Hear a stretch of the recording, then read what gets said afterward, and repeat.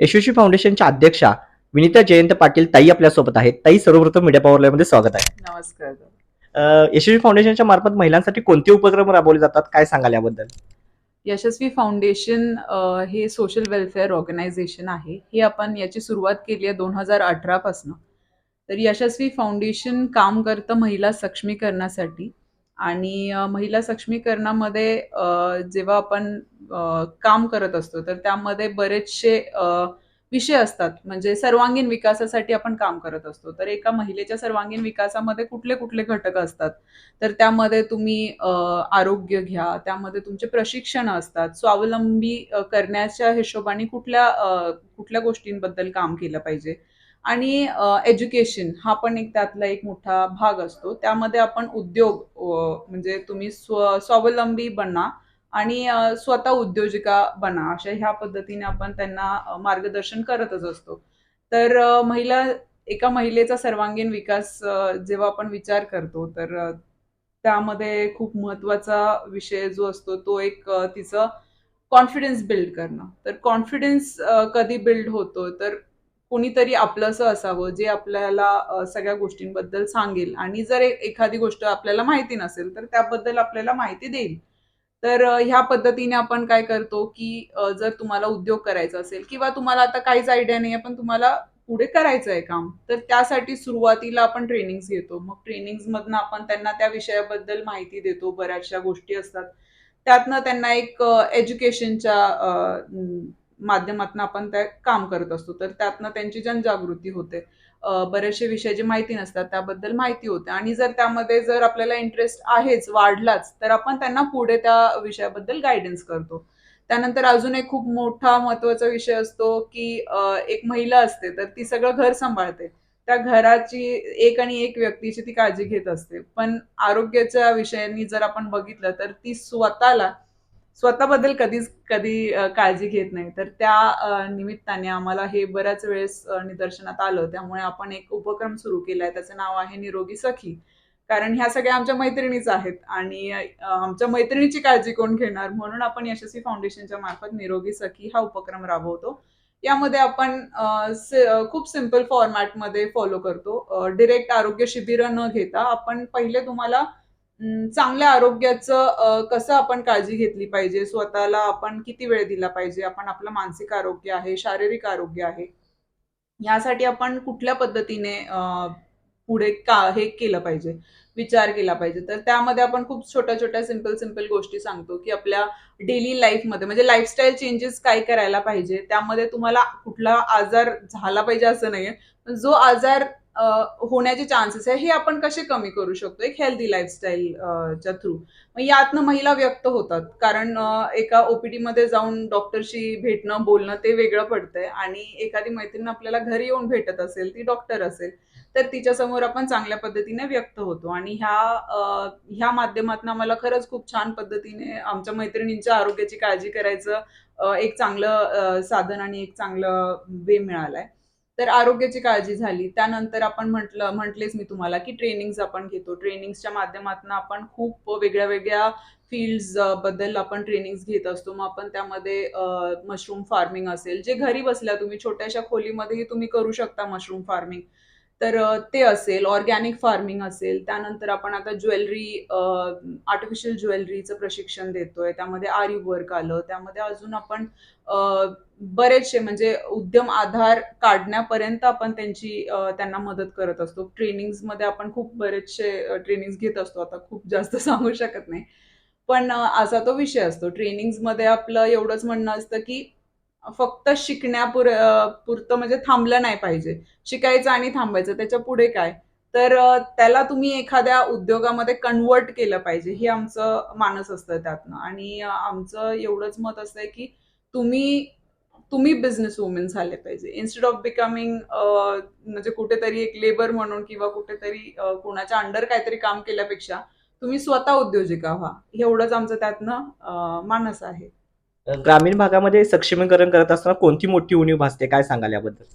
ग्रामीण भागात सक्षमीकरण करत असताना ऍक्च्युली सुरुवात जेव्हा आम्ही केली कोडोलीमध्ये, तर तेव्हा एक टाबू होता. म्हणजे महिलांनी बाहेर पडायचं नाही, किंवा आपण एक रिस्पेक्टेबल फॅमिलीला बिलॉंग करतो, मग आपण एक कुठल्या तरी पोझिशनवर आहे, मग आपण काय बाहेर कार्यक्रम हे ते जास्त अटेंड करायचे नाही. मग ते थोडंसं कुठेतरी माइंडसेट ब्रेक झाला पाहिजे. अशा पद्धतीने विचार केला तर महिलांना एक इनिशियल स्टेजला त्यांना बाहेर, घराच्या बाहेर कुठल्या तरी निमित्ताने काढायचं म्हटल्यावरती आम्ही मग कल्चरल प्रोग्राम्स घ्यायचं सुरुवात केली. म्हणजे यशस्वी आपण दिवाळी महोत्सव असेल, किंवा आपण त्यातनं जिमा फुगडीचे स्पर्धा असतील, मिस अँड मिसेस यशस्वीच्या आपण स्पर्धा भरपूर घेतल्या. त्यामध्ये आपण कुकिंगच्या, रांगोळी, मेहंदी, हँडवर्क केलेलं, म्हणजे टाकाऊपासून टिकाऊ वस्तू बनवणं, फ्लोरल ज्वेलरी, बरेचसे जे कलागुण आहेत महिलांमध्ये त्यांच्या फक्त आपण स्पर्धात्मक त्या गोष्टी बाहेर घेतल्या, आणि त्यातनं इतका छान रिस्पॉन्स मिळाला आम्हाला. एक आपण म्हणतो एक छान पद्धतीची ऊर्जा निर्माण झाली महिलांमध्ये, एक इंटरेस्ट निर्माण झाला की जेव्हा आपल्याला बाबा मेहंदी मेहंदी तर कोणीही काढतं, पण मेहंदी काढल्यानंतर आपल्याला एखादं प्राइजही मिळू शकतं. तर ते जेव्हा त्यांना मिळायला लागलं, समजायला लागलं, तर त्यांना ते कॉन्फिडन्स बिल्ड होत गेला. तर सुरुवात आपण त्यामुळे कल्चरल पासून केली, की बाहेर येण्याची एक घराबाहेर येताना काय तुम्ही कुठल्या ह्याच्यामध्ये पार्टिसिपेट करताय. आणि मुळात मीच एक म्हणजे मी पाटील आहे. तरी आपण स्वतः बाहेर जेव्हा पडणार तेव्हाच आपल्या मागे महिला बाहेर पडतील. तर त्या निमित्ताने आपण ह्या सगळ्या गोष्टी केल्या. आता आपण खूप चांगल्या लेवलवरती जे दिवाळी महोत्सव होतं त्याचं आपण दख्खन महोत्सव मध्ये आपण कन्व्हर्जन केलंय. खूप चांगल्या पद्धतीने आपण पूर्ण दख्खनला रिप्रेझेंट करतो त्या कल्चरल याच्यामध्ये. आणि जेव्हा महिला सक्षमीकरणामध्ये काम करत असताना आम्हाला जाणवलं की एका महिलेला सक्षम करण्यासाठी तिच्या तिच्या रस्त्यामध्ये, तिच्या जर्नीमध्ये सगळ्यात मोठा जो वाटा असतो तो तिच्या फॅमिलीचा असतो. मी जरी तिची एक मैत्रीण असले तरी माझ्यापेक्षा इम्पॉर्टंट तिच्या फॅमिलीचा रोल आहे. तर तिच्या फॅमिलीला कसं इन्व्हॉल्व्ह करून घेता येईल यामध्ये. तर यामध्ये आम्हाला लक्षात आलं की एका महिलेच्या सर्वांगीण विकासासाठी काम करत असताना तिच्या घरामध्ये तिचे हस्बंड असतील, तिची मुलं असतील, तिचे सासू सासरे, सगळ्या घटकांसाठी काम केलं गेलं पाहिजे. तर त्या निमित्ताने आपण खूप चांगल्या पद्धतीचे व्याख्यानं असतील, किंवा आपण कम्युनिकेटिव्ह त्यांना शिकवतो की कुठल्या पद्धतीने रिलेशनशिप मॅनेजमेंट कसं केलं पाहिजे. जर एखाद्या महिलेची सासू खूप सपोर्टिव्ह असेल तर तिला काम करण्यासाठी ती बिंदास काम करते, पण घरातनं जर तिला कुठेतरी अडथळा असेल तर तिला ती जर 100% देऊ शकते तर ती फक्त 60%च देते. तर त्यामुळे फॅमिली हा खूप इम्पॉर्टंट रोल प्ले करतं. त्यामध्ये अजून मुलांचा विषय घेतला. मुलांच्या विषयामध्ये पण खूप खूप काही काम करण्यासारखं आहे. कारण आजची आपण पिढी बघतोय तर एक काळ होता जेव्हा मोबाईल फोन्स वगैरे ह्या सगळ्या गोष्टी नव्हत्या. एक्सपोजर नव्हतं मुलांना जास्त. आता एक्सपोजर जास्त झालंय. आणि ह्या एक्सपोजरमुळे मुलांमध्ये जे आपण म्हणतो एक बॅलन्स जो आहे तो थोडासा डिस्टर्ब झालाय. म्हणजे मोबाईल फोन्समुळे जो एकदम रश जो येतोय त्यांना एन्डॉर्फिन्सचा, तो दॅट इज नॉट आयडियल त्यांच्या एजसाठी. आणि त्याबद्दल आपण पालकांनाही माहिती देतो की बाबा कसं तुम्ही हँडल करायचं. म्हणजे एका लहान मुलगा आहे, मुलगी आहे, तर त्यांना आपण कसं मोठं करायचं, त्यांच्या पूर्ण सर्वांगीण विकासासाठी तुम्ही कसं काम करू शकता. कारण शेवटी कुठलीही व्यक्ती म्हटली तर ती एकटी नसते. तिच्या अवतीभोवती जेवढे लोक आहेत त्या सगळ्याच लोकांवर तिच्या अस्तित्वाचा त्यांच्या सगळ्यांवरती इम्पॅक्ट होत असतो. So you have to be well educated about की बाबा आपल्या मुलांनाही आपण चांगले संस्कार कसे देऊ शकतो, त्यांना आपण चांगल्या मार्गावरती कसं आणू शकतो. आणि एज्युकेटेड, पहिले आपण एज्युकेट होणं की चाइल्ड सायकोलॉजी काय आहे, मुलांचं वागण्याचं, विचार करण्याची त्यांची क्षमता कशी असते, तर त्यावरती काम केलं गेलं पाहिजे. आता तुम्ही महिला म्हणजे गाव लेवलवरती तुमचा विषय हा होता की गावात काय तुम्हाला प्रॉब्लेम्स येतात.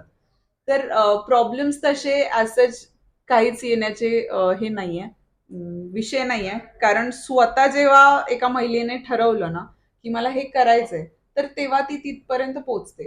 पण आता सगळ्यात मोठा चॅलेंज हा आहे की ह्या महिलेला कॉन्फिडन्स तिचं तिचं असणे. म्हणजे मला घराबाहेर पाऊल ठेवायचंय ना, तर मला ठेवायचंय, म्हणजे मी करणार आहे. ते जेव्हा तिच्यामध्ये जागृत होतं ना, तेव्हा तिला कोणी थांबू शकत नाही. स्वावलंबी होण्यासाठी महिलेनी पहिलं पाऊल काय टाकावं, काय सांगाल? पहिलं पाऊल तिचं हेच असावं की तिचा स्वतःचा आत्मविश्वास हा खूप महत्वाचा रोल प्ले करतो. कारण मी एक मैत्रीण म्हणून किंवा आम्ही एक फाउंडेशन म्हणून तुम्हाला नक्की आम्ही इथे मदत करण्यासाठी बसलेलोच आहे. म्हणजे तुमची मदत करण्यासाठीच आमचं कामच ते आहे. पण सुरुवात मी नेहमी माझ्या मैत्रिणींना सांगत असते की पहिलं पाऊल तुम्ही टाकायचं. म्हणजे एकच पाऊल बाबा, पायरी चढायची आहे ना, पहिली पायरी तुम्ही फक्त चढायची, दुसऱ्या पायरीवरती मी तुमच्या सोबत उभी राहणार आहे आणि तुमचं बोट धरून तुम्हाला मी वरतीपर्यंत घेऊन जाणार आहे. पण तो सगळ्यात चॅलेंजिंग पाऊल जो असतो ना, तो पहिला पाऊल असतो. त्यामुळे त्या पहिल्या पाऊलासाठी तिने स्वतः धाडस घेणं, तिने स्वतः एक कॉन्फिडन्स स्वतःचा बिल्ड करणं की नाही, मी हे करू शकते, मी एक पाऊल पुढे घेतलाच पाहिजे.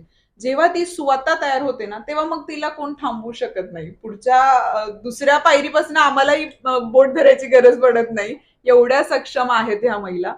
त्यामुळे त्याचा काही विषय नाही. फक्त आत्मविश्वास, फक्त कॉन्फिडन्स, आणि त्या कॉन्फिडन्ससाठी जर जिथे गरज पडत असेल, तिथे नक्की मी एक मैत्रीण म्हणून, त्यांची मुलगी म्हणून किंवा एक घरची व्यक्ती म्हणून मी त्यांच्याशी बोलतच असते, त्यांच्याशी गप्पा मारते, त्यांना सांगते की छोट्या छोट्या गोष्टी असतात, ह्या आपल्याला खूप मोठ्या वाटतात, पण त्या खरोखर खूप छोट्या असतात, त्याचं सोल्युशन खूप छोटं असतं. तर त्या पद्धतीने आपण बोलत असतो महिलांशी. महिला दिनाच्या हार्दिक शुभेच्छा आणि आपण मीडिया पॉवर लेव्हलला वेळ दिल्याबद्दल आपला आभारी आहे. थँक्यू सो मच दादा.